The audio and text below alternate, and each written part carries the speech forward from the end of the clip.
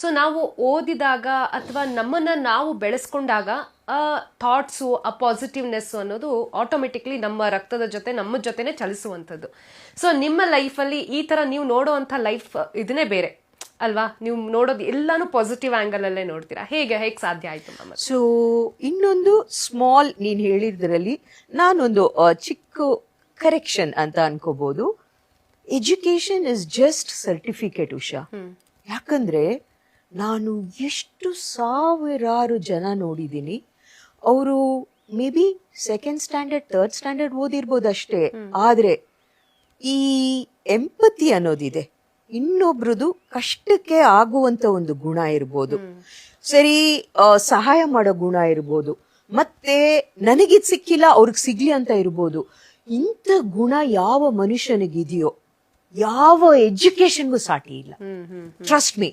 ಉದಾಹರಣೆಗೆ ನಮ್ಮ ಮಾವ ಅವರು, ಜಗ್ಗೇಶ್ ಅವ್ರ ತಂದೆ ಅವರು, ಎಂಥ ಒಂದು ಅದ್ಭುತವಾದ ಸೋಲ್ ಅಂದ್ರೆ, ಅವ್ರ ಪಾಪ ಅವರು ಎಜುಕೇಟೆಡ್ ಅಲ್ಲ, ಹಳ್ಳಿಯಿಂದ ಬಂದಿರೋರು, ರೈತರು, ಆದ್ರೆ ಅವರಲ್ಲಿ ಇದ್ದಂತ ಆ ನ್ಯಾಯದ ತಕ್ಕಡಿ ಇಡುವಂತ ಏನ್ ಶಕ್ತಿ ಇತ್ತು ನಾನು ಯಾರಲ್ಲೂ ನೋಡಿಲ್ಲ. ನಾನು ಎವ್ರಿ ಇಂಟರ್ವ್ಯೂ ಹೇಳ್ತೀನಿ, ಈ ಭೂಮಿಯಲ್ಲಿ ಯಾರು ನಮಗೆ ಯಾವತ್ತೂ ಹರ್ಟ್ ಮಾಡಿಲ್ಲ ಅಂದ್ರೆ ಫಸ್ಟ್ ನಮ್ಮ ಮನೇಲಿ ಇರುವಂತ ಪೆಟ್ಸ್. ಅವು ಲೈಫ್ ಅಲ್ಲಿ ನಮಗೆ ದುಃಖ ಕೊಡಲ್ಲ. ಅನ್ಕಂಡೀಷನಲ್ ಲವ್ ಅಂದ್ರೆ ಏನಂದ್ರೆ ನಮ್ಮ ಮನೇಲಿ ಇರುವಂತ ಪೆಟ್ಸ್. ಸೆಕೆಂಡ್, ನನ್ನ ಅದೃಷ್ಟ ನನ್ನ ಜೀವನದಲ್ಲಿ ಆತರ ಇಷ್ಟೋ ವರ್ಷಗಳು ನಾನು ಮದುವೆ ಆಗಿ ಜಗ್ಗೇಶ್ ಅವ್ರ ಮನೇಲಿದ್ದಾಗ ಅವರು ನಮ್ಮ ಜೊತೆ ಇರೋವರೆಗೂ ಒಂದೇ ಒಂದು ದಿವಸ ಒಂದೇ ಒಂದು ಪದ ನನಗ್ ನೋವು ಕೊಟ್ಟಿಲ್ಲ.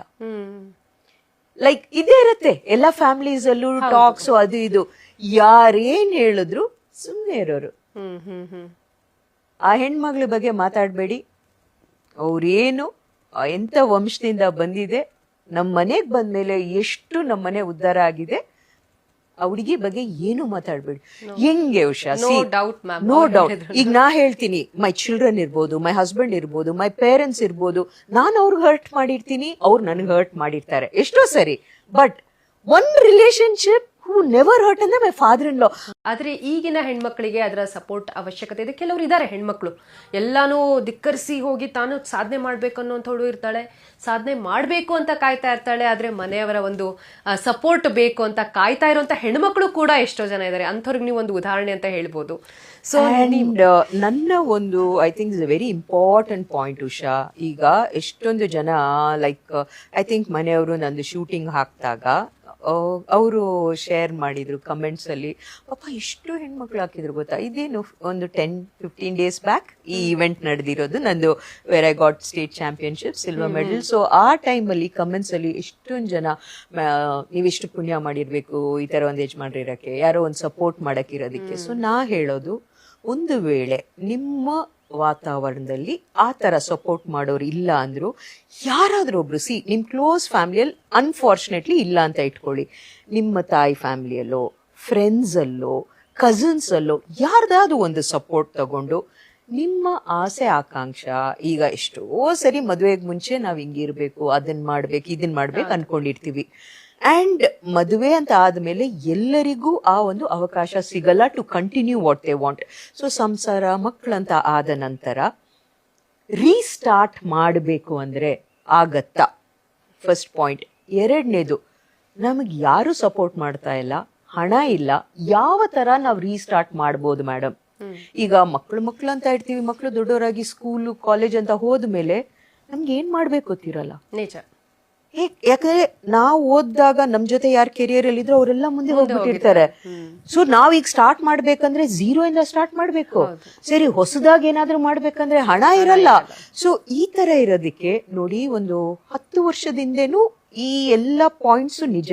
ಆದ್ರೆ ಈಗ ಎಷ್ಟೊಂದು ಸೈಟ್ಸ್ ಇದೆ, ವೆಬ್ಸೈಟ್ಸ್ ಇದೆ, ವೇರ್ ವಿಮೆನ್ ಪೀಪಲ್ಗೆ ಅದು ಎಷ್ಟು ಸಪೋರ್ಟ್ ಮಾಡತ್ತೆ ಅಂದ್ರೆ, ಉದಾಹರಣೆಗೆ ನನಗೆ ಗೊತ್ತಿರಂಗೆ ಈ ತರ ಸಾವಿರಾರು ಇರ್ಬೋದು. ನನ್ ಸರ್ಕಲ್ ಅಲ್ಲಿ ಗೊತ್ತಿರೋದಂದ್ರೆ ಒಂದು ಬ್ಯಾಂಗ್ಳೂರಲ್ಲಿ ಬ್ಯಾಂಗ್ಳೂರ್ ವುಮೆನ್ ಪವರ್ ಅಂತ ಇದೆ. ಸೊ ಅಲ್ಲಿ ಸ್ವಾತಿ ಅಂತ, I know that girl, she founded this.